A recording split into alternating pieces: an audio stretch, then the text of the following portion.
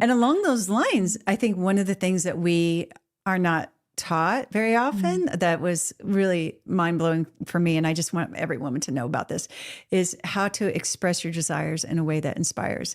Because that's a once good your one. husband is motivated because he thinks he can make you happy, like he will move heaven and earth. He'll do anything.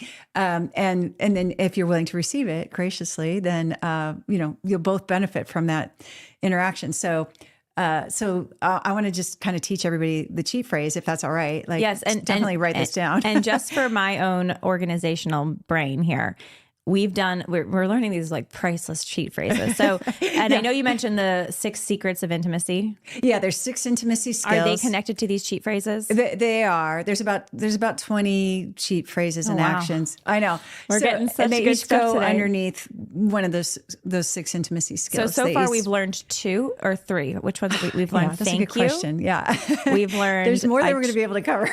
Well, we'll do what we can in this interview. I want everyone to get as much of them as they can, for sure. We've learned the thank you. We've learned I trust you. Yes. Whatever you think, I trust you. Yeah, whatever you think, I trust you. That's right. And then we're about to learn. We're about to learn how to express your desires in a way that inspires. Okay. And so I have a sad story about how I used to. So we used to fight a lot about the dishes. Like I've always been our cook until the last year. And congratulations. Yeah. And John, and so for me, I was like, I remember saying like, how about if I cook and you do the dishes? And then I would say like, I cooked, so you have to do the dishes. And then I was like, you have to do the dishes.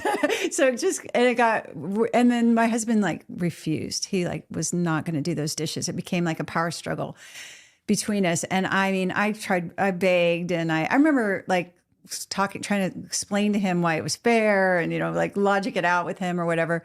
And I just remember him like turning up the TV, like to drown me out because I was such a nag about the dishes.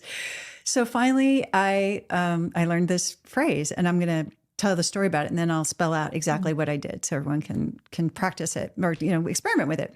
So finally one day, I remember always saying like, John, this kitchen is such a disaster area, which is just a complaint. And I have a theory that no one can hear us when we're complaining. I think he just heard like, John, ma, ma, ma, ma, ma, like the rest of it's lost forever. And so finally one day I said, John, I would love a clean kitchen. He goes, okay, I'll do it. And he did. He cleaned the whole kitchen that night. And I was like, this is like, what is happening here? And not only that, but he's been doing it ever since. And that was over 20 years ago. No,